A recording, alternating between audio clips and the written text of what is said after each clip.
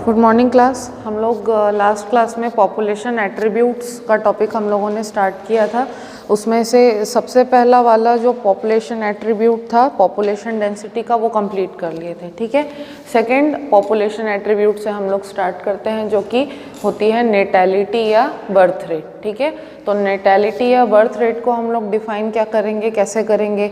Natality या birth rate जो है, it is the average number of individuals added per unit population per unit time। ठीक है, एक गिवन टाइम में एक गिवन पॉपुलेशन के अंदर कितने नए इंडिविजुअल्स का ग्रोथ हो रहा है, मतलब इंक्रीज हो रहा है बर्थ के वजह से। ठीक है, उसको हम लोग कहते हैं नेटैलिटी या बर्थ रेट। ठीक है, अब नेटैलिटी या बर्थ रेट जो है ये दो टाइप की हो सकती है। एक होता है पोटेंशियल नेटैलिटी, दूसरा होता है रियलाइज्ड नेटैलिटी। ठीक है, तो पोटेंशियल नेटैलिटी का मीनिंग क्या होता है कि सपोज अगर हम लोग मान लें कि कोई फेवरेबल कंडीशन है, ठीक है, तो फेवरेबल कंडीशंस के अंदर जो अप्रॉक्स या एवरेज नेटैलिटी होनी चाहिए उसको हम लोग कहते हैं पोटेंशियल नेटैलिटी। तो मतलब ये क्या होता है, हाइपोथेटिकल होता है। ये हम लोग एज्यूम कर सकते हैं कि भाई फेवरेबल कंडीशंस हैं, तो फेवरेबल कंडीशंस के अंदर में हम लोग एज्यूम करते हैं कि भाई इतने नए इंडिविजुअल्स का बर्थ हो सकता है। तो ये हाइपोथेटिकल होता है। ठीक है, लेकिन कई बार क्या होता है कि हम लोग एज्यूम कर रहे हैं, उसके बावजूद भी जो कंडीशंस है उसमें थोड़ा बहुत चेंज आ सकता है। ठीक है, चेंज आने की वजह से अगर ग्रोथ रेट में कुछ भी चेंज आता है, बर्थ रेट में कुछ भी चेंज आता है, तो उसको हम लोग एक्सप्रेस करते हैं रियलाइज्ड नेटैलिटी से। ठीक है, जैसे कि अगर हम लोग अभी कोरोना के टाइम का ही एग्जांपल लें, ठीक है, अगर हम लोग ये मान लेते कि कोई नॉर्मल कंडीशन होती जब कोरोना नहीं था, ठीक है, उस हिसाब से अगर हम लोग सोच लें कि जब कोरोना नहीं था उस समय की कंडीशंस में, ठीक है, अगर बर्थ रेट जो है, ठीक है, हम लोग मान लेते हैं कि बर्थ रेट 58% रही होगी नॉन कोरोना टाइम्स में। ठीक है, तो हम लोग इसको क्या है, आइडियल मान करके चलते हैं कि भाई आइडियली जो नॉर्मल सारे फेवरेबल कंडीशंस होते हैं हर साल, ठीक है, उसमें 58% जो है नेटैलिटी रेट या बर्थ रेट जो है होती है। तो ये कौन सा है, पोटेंशियल नेटैलिटी हम लोग इसको मान के चलेंगे। ठीक है, लेकिन कोरोना टाइम्स में क्या हुआ, कोरोना टाइम्स में सारे लोग घर पे थे।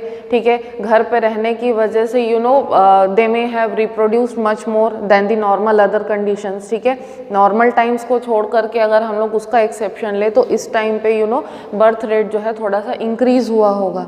ठीक है, तो हम लोग मान लेते हैं कि 58 जो बर्थ रेट था 58%, उससे इंक्रीज होकर के हम लोग मान लेते हैं 65% जो है बर्थ रेट बढ़ गया।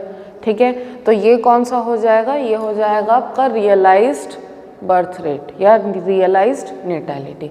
ठीक है, तो जो हम लोग एज्यूम कर रहे हैं वो पोटेंशियल होता है, और जो एक्चुअली मतलब जो ग्राउंड पे एक्चुअली जो सीन होता है वो होता है रियलाइज्ड नेटैलिटी। ठीक है, अब नेटैलिटी जो है इसको हम लोग पर कैपिटा नेटैलिटी के हिसाब से भी एक्सप्रेस कर सकते हैं। कैसे एक्सप्रेस करेंगे, आई डोंट नो ये बुक में दिया है कि नहीं, लेकिन मान के चलते हैं एक तालाब है। ठीक है, तालाब में 20 कमल के पौधे हैं। ठीक है, अगर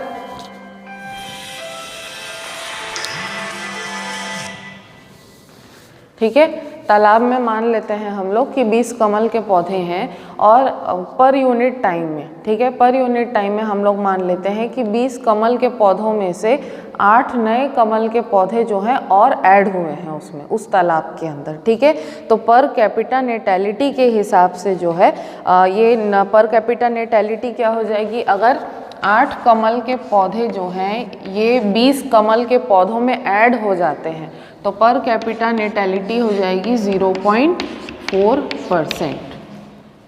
ठीक है, इस तरीके से भी हम लोग जो है बर्थ रेट को क्या कर सकते हैं, पर कैपिटा नेटैलिटी में हम लोग इसको एक्सप्रेस कर सकते हैं। अंडरस्टूड? चलो,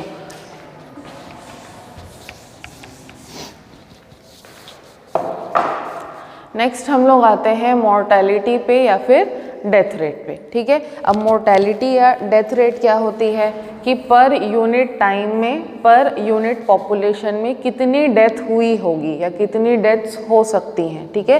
that is expressed by the mortality और द डेथ रेट, ठीक है। अब ये भी दो तरीके की होती है, ठीक है। एक है स्पेसिफिक और दूसरी है रियलाइज्ड, ठीक है।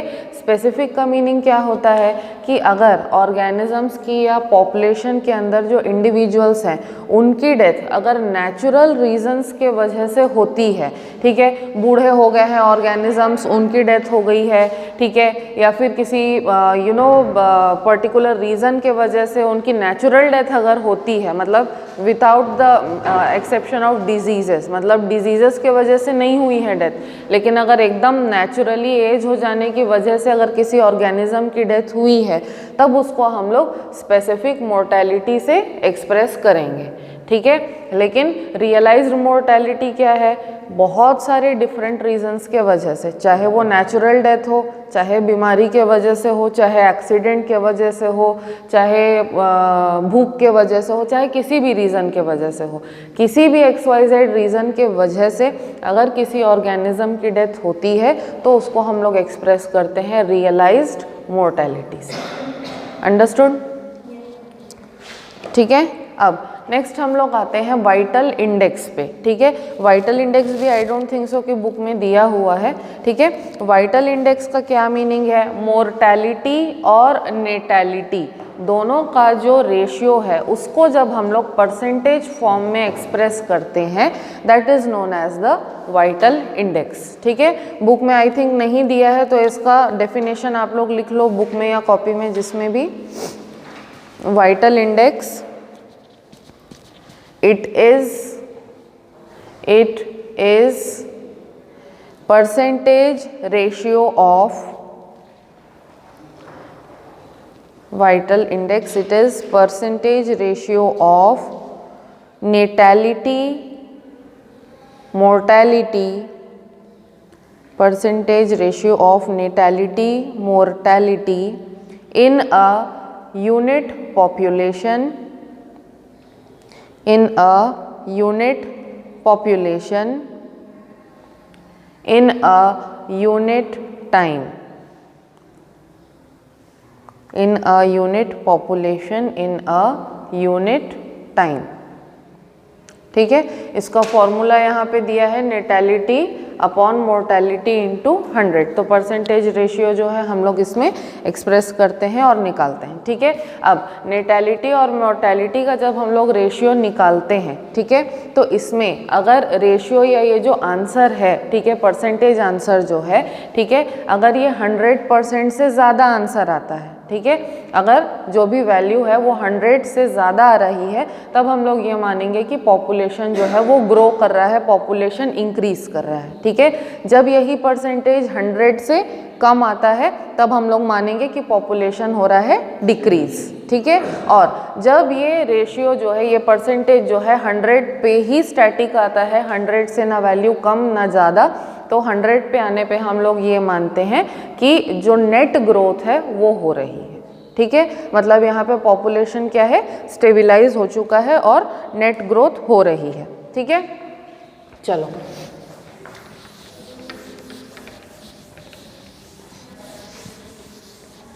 अच्छा, हाँ, अब यहाँ पे हम लोग जो है नेट ग्रोथ के बारे में बात कर रहे थे, तो नेट ग्रोथ का मीनिंग क्या होगा। नेट ग्रोथ का मीनिंग होगा कि भाई जितनी बर्थ हो रही है उतनी ही डेथ भी हो रही है, मतलब पॉपुलेशन जो है वो स्टैटिक है, वो इंक्रीज नहीं हो रहा है, उसको हम लोग नेट ग्रोथ बोलते हैं, ठीक है। आगे बढ़ते हैं, अब हम लोग नेक्स्ट टॉपिक पे आते हैं पॉपुलेशन एट्रीब्यूट के अंदर ही, दैट इज पॉपुलेशन डिस्पर्सल, ठीक है। पॉपुलेशन डिस्पर्सल जो है इसके अंदर 3 फिनोमिना आते हैं, ये जो है अलग से बुक में नहीं दिया है, पॉपुलेशन एट्रीब्यूट के अंदर ही एक साथ दे दिया है, ठीक है। लेकिन इसके अंदर 3 फिनोमिना होते हैं, एक होता है इमिग्रेशन,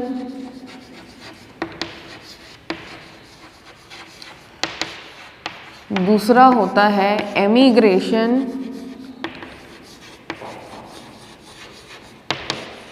और तीसरा होता है माइग्रेशन, ठीक है। तो बेसिकली पॉपुलेशन डिस्पर्सल का जो एट्रीब्यूट है वो बताता क्या है, ये बेसिकली मूवमेंट होता है इंडिविजुअल्स का किसी भी जगह से या तो अंदर से बाहर की तरफ या उस जगह में बाहर से अंदर की तरफ होता है, ठीक है। तो इसको हम लोग कहते हैं पॉपुलेशन डिस्पर्सल, ठीक है। अब पॉपुलेशन डिस्पर्सल से जो है पॉपुलेशन का साइज चेंज हो जाता है, ठीक है, क्योंकि अगर बाहर से कोई इंडिविजुअल्स अंदर आ रहे हैं या हमारे यहाँ से अंदर से बाहर की तरफ अगर इंडिविजुअल्स का मूवमेंट हो रहा है तो क्या होता है, पॉपुलेशन में चेंज आ जाता है। तो पॉपुलेशन में चेंज आता है सबसे पहले। दूसरा कि ऑर्गेनिजम्स के वाइडर डिस्ट्रीब्यूशन में भी जो है ये तीनों के तीनों फिनोमिना हेल्प करते हैं, ठीक है। जैसे कि अगर हम लोग एग्जांपल ले लें, अभी हम लोगों ने क्या पढ़ा था, मैंने कुछ दिन पहले भी बताया था कि क्लाइमेट के हिसाब से खेती होती है, ठीक है, क्लाइमेट के हिसाब से फार्मिंग होती है। अब ट्रेडिशनली तमिलनाडु और कर्नाटका में कॉफ़ी की वगैरह की खेती होती है, ठीक है। या जैसे महाराष्ट्र में देखें हम लोग, तो जो महाराष्ट्र में कोंकण वाला एरिया है, जो बेल्ट है, वहाँ पर ज़्यादातर स्ट्रॉबेरी की खेती होती है, ठीक है। लेकिन अब हमारे यहाँ बस्तर में कॉफ़ी, स्ट्रॉबेरी वगैरह वगैरह सबकी खेती की जाने लगी है, ठीक है। तो बेसिकली स्ट्रॉबेरी या कॉफ़ी जो है वो वहाँ की पॉपुलेशन थी, लेकिन अब उसको हम लोग वहाँ से सीड्स ला करके अपने यहाँ उसको सक्सेसफुली ग्रो कर रहे हैं, ठीक है। तो वहाँ की पॉपुलेशन क्या हो रही है, वहाँ के इंडिविजुअल्स खुद जो है वो अब यहाँ पे आ चुके हैं, यहाँ पे ग्रो कर रहे हैं। तो वहाँ पर क्या हो रहा है, वहाँ से थोड़ी सी पॉपुलेशन कम हुई सपोजेडली, ठीक है। लेकिन प्लांट्स का केस है तो प्लांट्स रैपिडली मल्टीप्लाई कर जाते हैं, तो उनसे उतना कोई इशू प्रोड्यूस नहीं होता है, ठीक है। तो पॉपुलेशन का जो डिस्पर्सल है उसमें स्पेसिफिकली ये तीनों फिनोमिना हेल्प करते हैं, ठीक है।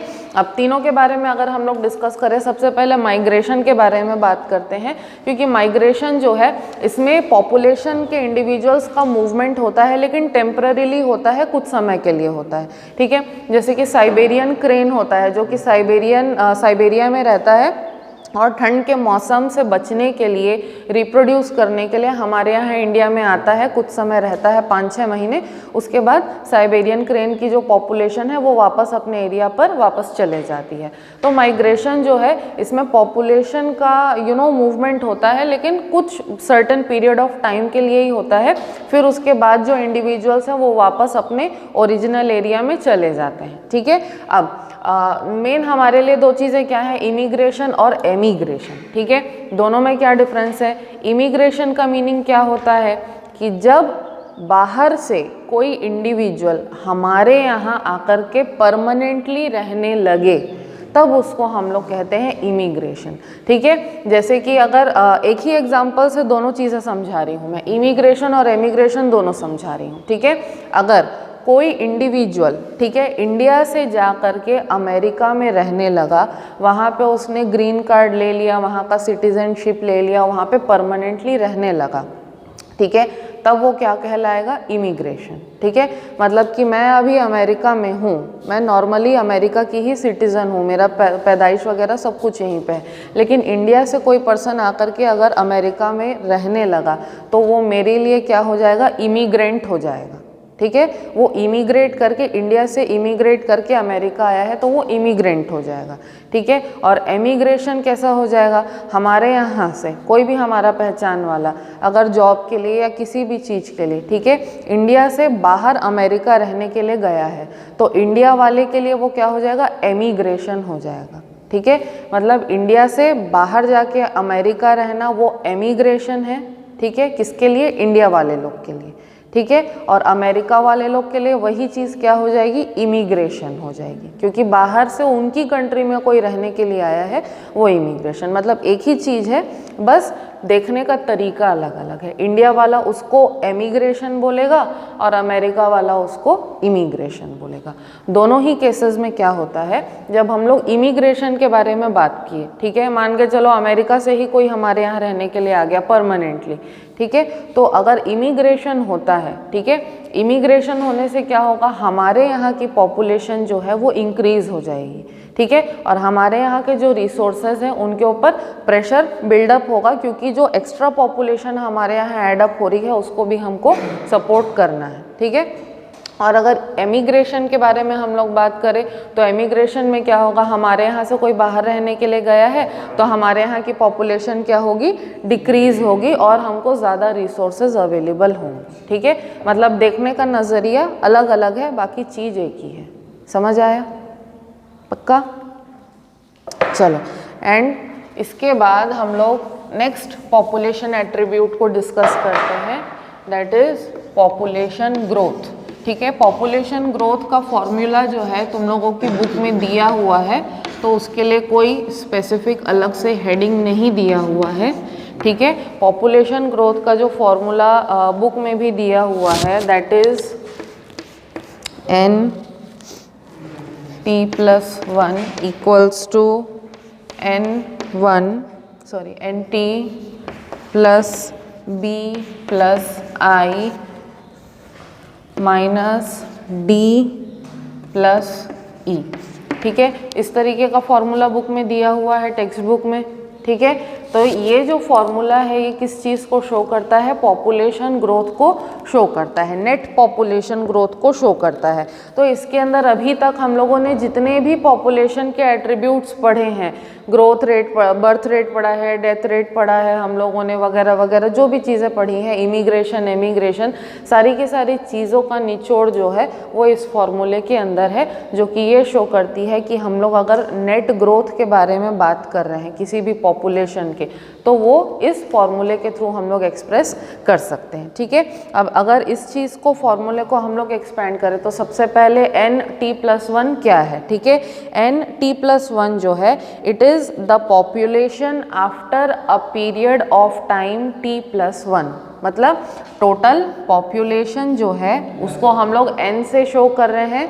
ठीक है, और T+1 क्या है, T+1 जो है वो एक पीरियड ऑफ टाइम है, इसको हम लोग यूनिट टाइम मान करके चल सकते हैं। तो this is the total population, this is the total time, unit time. तो यूनिट टाइम के अंदर पॉपुलेशन जो है, ठीक है, वो ग्रो कैसे हो रही है उसको हम लोग यहाँ से शो कर रहे हैं। ठीक है, अब NT क्या है, ठीक है, NT is the population at a particular time in the beginning. ठीक है, सबसे स्टार्टिंग में कितनी पॉपुलेशन थी, ठीक है, that is shown by n to the base t।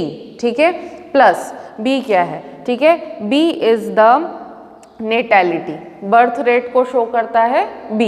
ठीक है, तो total population at the beginning plus the birth rate plus I किसको शो करता है, इमिग्रेशन को शो करता है, कोई भी इमिग्रेट होकर के अगर हमारे यहाँ आया है तो वो। ठीक है, माइनस D क्या है, D इज द मोर्टेलिटी। ठीक है, D क्या है, डेथ रेट है, प्लस E जो है वो एमिग्रेशन को शो करता है। ठीक है, तो डेथ प्लस एमिग्रेशन, यहाँ पे क्या हो गया, पॉपुलेशन रिड्यूस हुई, कम हुई।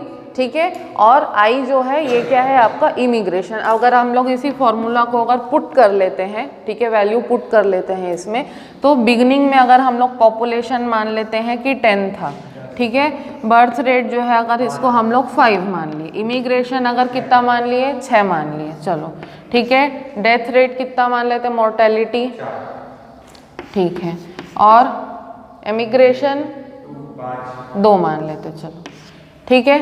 तो फॉर्मूला को सॉल्व करो, क्या आ रहा है आंसर बताओ। 15 है ना, 15 आ रहा है। तो this is the total population after a unit time. ठीक है, क्लियर है, सिंपल है फॉर्मूला। जो इमिग्रेशन है और एमिग्रेट का नंबर तो सेम होना चाहिए, मतलब जैसे कि यहाँ से जा रहा है वहाँ बिल्कुल आ सकती है। जैसे कि अगर यहाँ से कोई ऑस्ट्रेलिया जा रहा है ना, तो हम लोग के लिए वो इमिग्रेंट है ई वाला, हाँ, है ना, वो लोग के लिए आई है, तो 5 लोग गए तो हम लोग के लिए 5 लोग का तो इमिग्रेंट हुआ ना। अरे यार तुम वो नहीं समझ रहे हो, ऑस्ट्रेलिया वाला क्या बोलेगा कि मेरे यहाँ इमिग्रेंट आया है, ठीक है, और मैं क्या बोलूँगी, इंडिया वाली मैं बोलूँगी कि हमारे यहाँ से एमिग्रेशन हुआ है। ठीक है, तो अगर ये ऐसा तो है नहीं कि हमारे यहाँ से जितने लोग गए हैं उतने ही लोग बाहर से हमारे यहाँ आएंगे। हो सकता है हमारे यहाँ से बाहर जाने वाले ज़्यादा हों, ऑब्वियसली हमारे यहाँ से बाहर जाने वाले ही ज़्यादा होते हैं, बाहर से हमारे यहाँ आने वाले हमेशा कम ही होते हैं।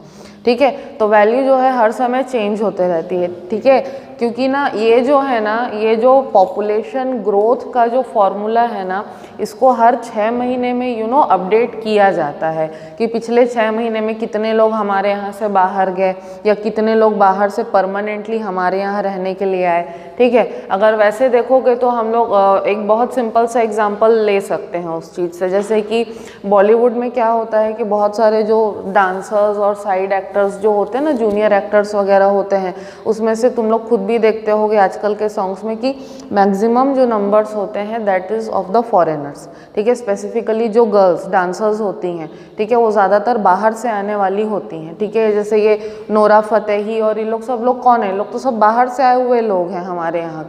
ठीक है, हमारे यहाँ के तो है नहीं ये लोग, हमारे यहाँ तो एक अजूबा है राखी सावंत। ठीक है, तो ये सब बाहर से आए हुए लोग हैं, है ना। तो अगर हम लोग उस चीज़ को कॉन्टेम्पलेट करके देखें तो हमारे यहाँ से बाहर जाने वाले, किसी भी कंट्री में बाहर जाने वाले सबसे ज़्यादा जो नंबर्स होते हैं वो इंजीनियर्स और रिसर्चर्स का होता है। ठीक है, तो इंजीनियर्स और रिसर्चर्स को मिलाकर के अगर मैं फिर भी कैलकुलेट करूँ तो चलो ये मान लेती हूँ कि हर साल हमारे यहाँ से बाहर जाने वाले लोग का नंबर 5000 मान लेती हूँ मैं। ठीक है, 5000 लोग जो है मान लो हमारे यहाँ से हर साल बाहर चले जाते हैं नौकरी या किसी भी पर्पज़ से, किसी भी रीज़न से, शादी वादी हो करके किसी भी रीज़न से बाहर चले जाते हैं। लेकिन बाहर से हमारे यहाँ आने वाले जो लोग हैं, मतलब एमिग्रेशन अगर 5000 लोगों का हो रहा है तो उसके कंपैरिजन में इमिग्रेशन जो है हमारे यहाँ कम लोगों का होता है। से 500 या 600 लोग जो है हमारे यहाँ इमिग्रेट होकर के आते हैं।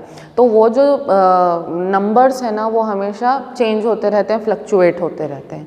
ठीक है, तो अगर इस साल का अगर हम लोग कैलकुलेट करें तो कोरोना का टाइम था भाई, कोरोना का टाइम था तो हमारे यहाँ से बाहर जाने वाले लोग तो कम हो गए, लेकिन बाहर से हमारे यहाँ आने वाले लोग ज़्यादा हो गए। कई लोगों की नौकरी चली गई, कई लोगों का कुछ हो गया, किसी का कुछ हो गया, तो भाई उन लोग सब वहाँ से अपना छोड़ छाड़ करके यहाँ आ गए कि भाई देखते हैं यहीं पे चला लेंगे, यहीं पे कर लेंगे करके। ठीक है, अब वैसे अगर हम लोग देखें तो इंडिया के अंदर में भी बहुत ज़्यादा यहाँ पे पॉपुलेशन डिस्पर्सल हुआ होगा, क्योंकि बेंगलोर जो है उसको हम लोग इंडिया का सिलिकॉन वैली बोलते हैं। अब बेंगलोर में ही कितने सारे लोगों की जॉब्स जो हैं कोरोना के वजह से गई है। ठीक है, तो वहाँ से लोग छोड़ छाड़ करके कितने सारे लोग अपने अपने होम टाउन वापस मूव कर गए हैं। तो वहाँ की पॉपुलेशन क्या हो गई, कम हो गई, और हमारे यहाँ की पॉपुलेशन जो है वो इंक्रीज़ हो गई। तो हम लोग इंडिया के अंदर भी एमिग्रेशन और इमिग्रेशन का बात कर सकते हैं, डिपेंडिंग की लोकेशन क्या है ना।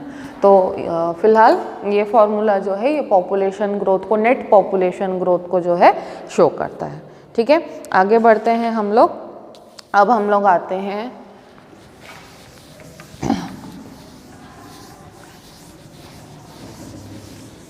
नेक्स्ट पॉपुलेशन एट्रीब्यूट पे। ठीक है, दैट इज ग्रोथ फॉर्म्स।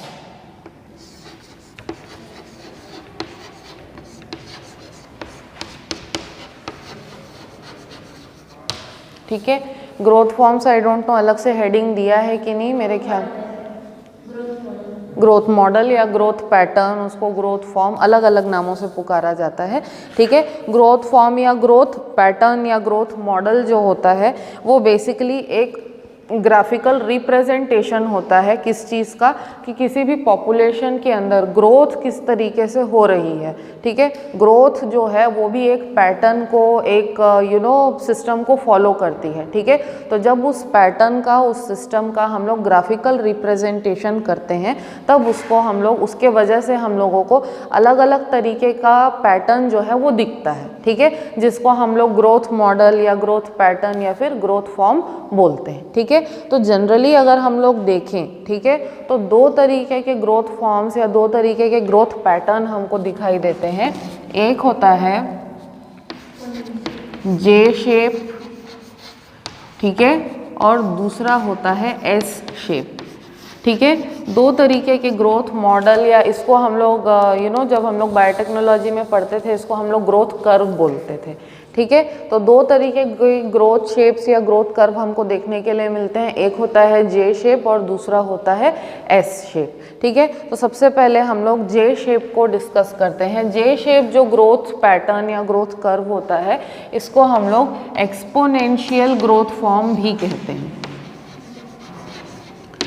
ठीक है, इसको हम लोग क्या कहते हैं, एक्सपोनेंशियल ग्रोथ फॉर्म या एक्सपोनेंशियल ग्रोथ पैटर्न भी कहते हैं। ठीक है, तो ये जो जे शेप ग्रोथ कर्व होता है, इसका अगर हम लोग ग्राफिकल रिप्रेजेंटेशन करें, ठीक है, तो सबसे पहले इसमें बेसिकली क्या होता है जे शेप में, कि जो ग्रोथ होती है पॉपुलेशन की या इंडिविजुअल्स की जो ग्रोथ होती है वो बहुत ज़्यादा स्लो होती है। ठीक है, तो ऑलमोस्ट नील ग्रोथ जो है वो होती है। ठीक है, इसके बाद कुछ समय के बाद ऐसा टाइम आता है कि जब रिसोर्सेज और सारे फेवरेबल कंडीशंस जब उस पॉपुलेशन को मिलते हैं, तो सारे फेवरेबल कंडीशंस मिलने की वजह से पॉपुलेशन जो है उसमें बहुत फास्ट और बहुत तेज़ ग्रोथ आ जाती है। ठीक है, तो इस वजह से क्या होता है कि ग्रोथ जो है वो एकदम से इंक्रीज हो जाती है। ठीक है, फिर कुछ समय के बाद क्या होता है कि जब एकदम मैक्सिमम पॉपुलेशन का साइज इंक्रीज हो जाता है, या पॉपुलेशन के अंदर इंडिविजुअल्स जब बहुत सारे इंक्रीज हो जाते हैं, तब क्या होता है कि एक लिमिटेड टाइम में या एक लिमिटेड स्पेस के अंदर उनके बीच में रिसोर्सेज को लेकर के लड़ाई हो जाती है। जैसे कि सिंपल एग्जांपल हम लोग ले सकते हैं स्कूल के अंदर ही, इस क्लास के अंदर ही। ठीक है, अभी यहाँ पे जितने भी बेंचेस हैं, ठीक है, इतने बेंचेस में अगर एक बेंच में एक एक बच्चा भी बैठे, ठीक है, तो कंफर्टेबली यहाँ पे 15 लोग आप लोग बैठ जाओगे। ठीक है, अब यहाँ पे रिसोर्सेज की कोई लड़ाई नहीं है। ठीक है, चलो और 15 बच्चे अगर हम लोग ऐड करें तो एक बेंच में 2-2 लोग आप लोग इजीली बैठ सकते हो, तो यहाँ पर भी आराम से जो है कोई प्रॉब्लम नहीं होगी, रिसोर्सेज की लड़ाई नहीं होगी। लेकिन अगर आप 30 बच्चों के बाद में और 1 या 2 को भी इंट्रोड्यूस करोगे तो बैठने के लिए जगह की कमी पड़ने लगेगी, रिसोर्सेज की लड़ाई होगी, प्रॉब्लम होगी, यानी कि स्टूडेंट्स को इस क्लास के अंदर अकोमोडेट करना पॉसिबल नहीं हो पाएगा।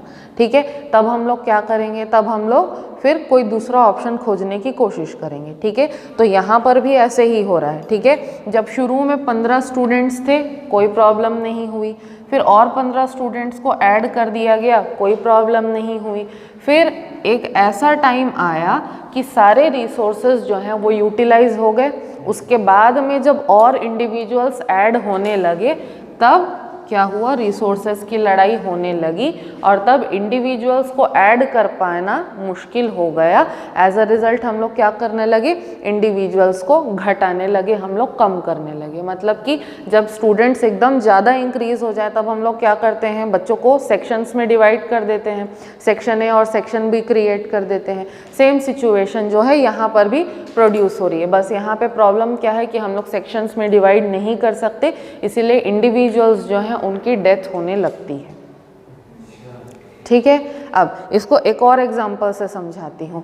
मान के चलो कि कोई पेट्री प्लेट है, ठीक है, इस पेट्री प्लेट के अंदर आर्टिफिशियल कल्चर मीडिया जो है प्रेजेंट है। ठीक है, आर्टिफिशियल कल्चर मीडिया केमिकल्स का और चीज़ों का, ऑर्गेनिक सब्सटेंसेस का मिक्स होता है, जिसमें कि हम लोग माइक्रो ऑर्गेनिजम्स को ग्रो कर सकते हैं। सिंपल। ठीक है, अब मान के चलते हैं इस पेट्री प्लेट के अंदर हम लोगों ने 50 ml कल्चर मीडिया जो है डाल करके रखा है।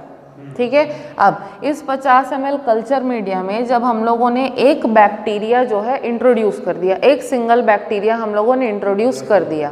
ठीक है, तो अब बैक्टीरिया जो है इसके पास रिसोर्सेज ही रिसोर्सेज थे, तो शुरू में जो है ग्रोथ क्या रहा, कम रहा। शुरू में जो ग्रोथ क्या रहा, वो कम रहा। ठीक है, इसके बाद क्या हुआ, कुछ समय के बाद में ग्रोथ जो है वो बहुत ज़्यादा इंक्रीज हो गया।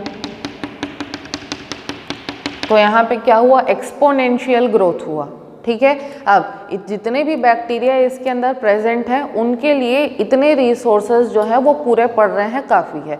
अब अगर इससे और ज़्यादा बैक्टीरिया रिप्रोड्यूस करने लगे और नए बैक्टीरिया प्रोड्यूस होने लगे, तो मीडिया तो अभी भी 50 ml ही है, तो अगर बैक्टीरिया इंक्रीज हो जाएगा तो मीडिया कम पड़ने लगेगा, उसके अंदर के न्यूट्रिएंट्स उनके लिए कम पड़ने लगेंगे। अब न्यूट्रिएंट्स कम पड़ने लगेंगे तो धीरे धीरे क्या होगा, इसमें से बैक्टीरिया की डेथ होने लगेगी न्यूट्रिशन की कमी के वजह से।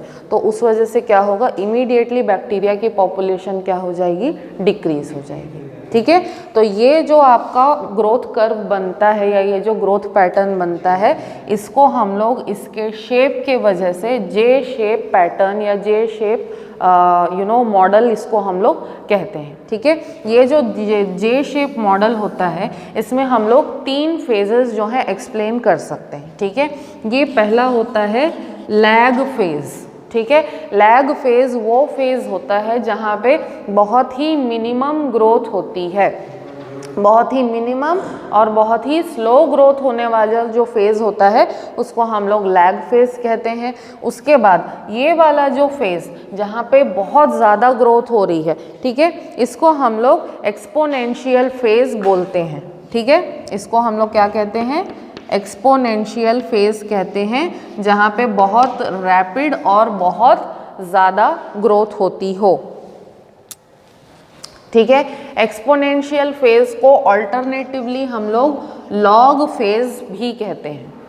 ठीक है, सबसे नीचे लैग जहाँ पे मिनिमम ग्रोथ होती है और बहुत स्लो ग्रोथ होती है, फिर सेकेंड फेज आता है जहाँ पे ग्रोथ बहुत जल्दी और बहुत ज़्यादा होती है, तो इसको हम लोग एक्सपोनेंशियल फेज या फिर लॉग फेज कहते हैं। एंड इसके बाद वो फेज़ आता है जहाँ पर ऑर्गेनिजम्स और जो फर्दर रिसोर्सेज हैं उसको यूटिलाइज नहीं कर पाते, तो इवेंचुअली उनका नंबर डिक्रीज होने लगता है, डेथ होने लगती है उनकी।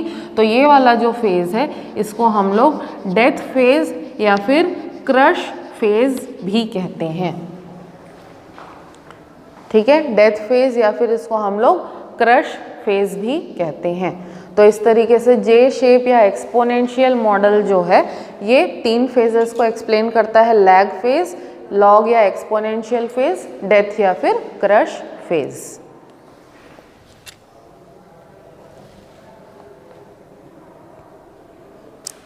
ठीक है, अब ये जो आपका एक्सपोनेंशियल मॉडल है इसका भी एक फॉर्मूला है जिसके थ्रू हम लोग इसको रिप्रेजेंट कर सकते हैं। dn upon dt is equals to b minus d into n। ठीक है, b क्या हो जाएगा आपका? नेटैलिटी। ठीक है, d क्या हो जाएगा आपका? मोर्टैलिटी। और n क्या हो जाएगा आपका? क्या हो जाएगा n?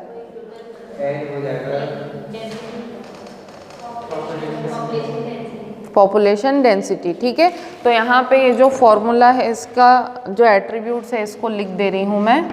b माइनस डी जो है दिस रिप्रेजेंट्स r और इंट्रिंसिक रेट ऑफ ग्रोथ। ठीक है, d जो है that is the rate of change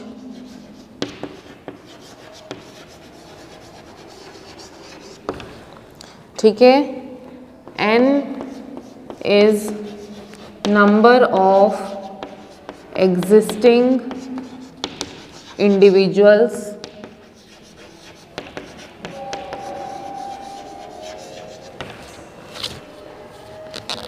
okay, यहाँ पे लिख रही हूँ t is the time and r is the intrinsic rate of natural increase।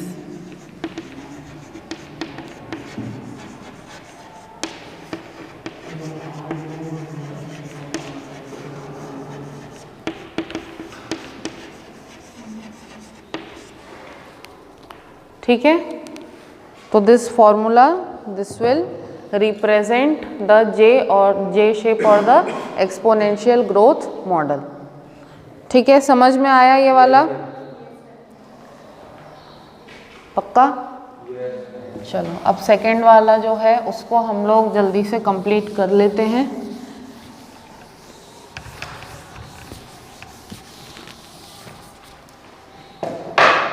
ठीक है, नेक्स्ट है एस शेप और सिग्मॉइड ग्रोथ मॉडल।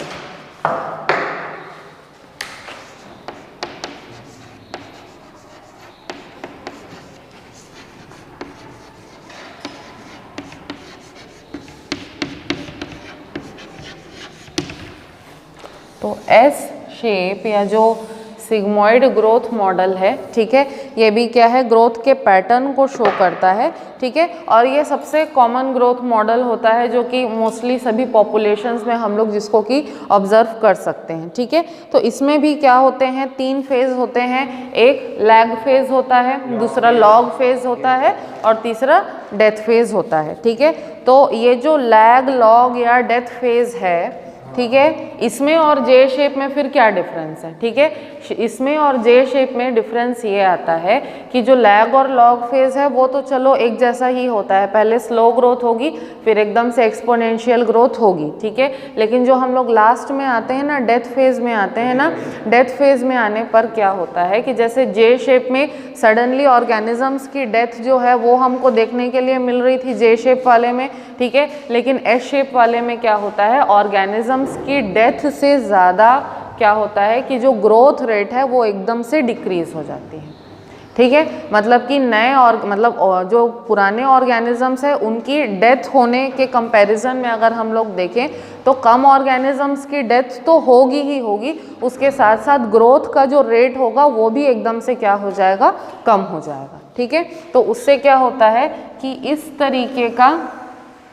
एक पैटर्न निकल करके आता है, ठीक है, जिसको कि हम लोग क्या कहेंगे, सिग्मॉइड या फिर एस शेप ग्रोथ कर्व बोलते हैं। तो इसमें भी पहला क्या आ जाएगा आपका लैग फेज, ठीक है, यहाँ पे आ जाएगा आपका लॉग फेज और इसको हम लोग डेथ फेज बोलने की जगह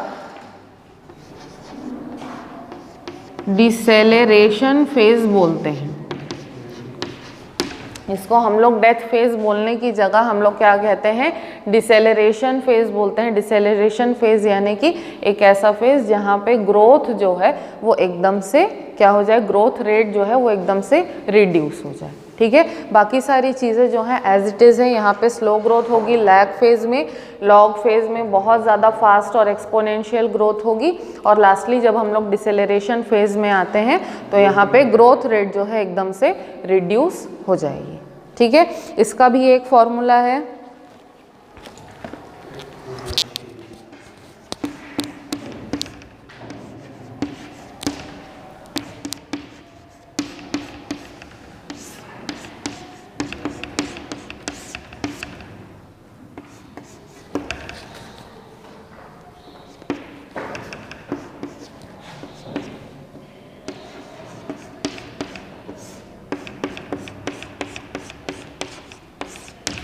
ठीक है। तो ये जो फॉर्मूला है ये सिग्मॉइड ग्रोथ मॉडल को रिप्रेजेंट करता है। इसमें अगेन डी क्या है, रेट ऑफ चेंज है, ठीक है। N is the number of existing individuals, t is the time as obvious, ठीक है। D n upon d t जो है, ठीक है, d n upon d t, okay, this is the rate of change in population size, ठीक है। This is rate of change in population size,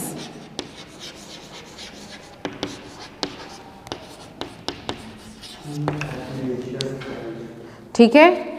what is r? r is the intrinsic rate of natural increase, ठीक है। अब हम लोग आते हैं इस पर, ये क्या है, k माइनस एन अपॉन के, ठीक है। It is the environmental resistance, okay, this over here it is the environmental resistance,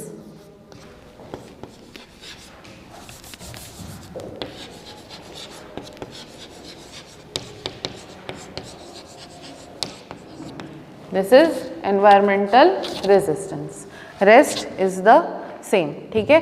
तो सिग्मॉइड और जे शेप में बस डिफरेंस क्या आता है कि जे शेप में जो लास्ट पार्ट होता है उसमें सडन डेथ होती है और सिग्मॉइड में ये होता है कि ग्रोथ रेट एकदम से रिड्यूस हो जाती है। बाकी सारी चीज़ें जो हैं सिमिलर है, दोनों के फॉर्मूलाज जो हैं दैट इज डिफरेंट। ठीक है, तो यहाँ पे हम लोग जो है ये टॉपिक को, पॉपुलेशन एट्रीब्यूट के टॉपिक को क्लोज करते हैं। नेक्स्ट जो हमारी क्लास होगी इसमें हम लोग पॉपुलेशन इंटरैक्शन जो दिया है, प्रीडेशन और ये आप लोगों का दिया है कंपटीशन, ठीक है, पैरासिटिज्म, ये सारे जो फिनोमिना है इनको हम लोग डिस्कस करेंगे और नेक्स्ट क्लास में ये चैप्टर को हम लोग कंप्लीट कर देंगे। यस। ठीक है, कोई डाउट आज की क्लास में? No ma'am. Okay, thank you. बंद करो।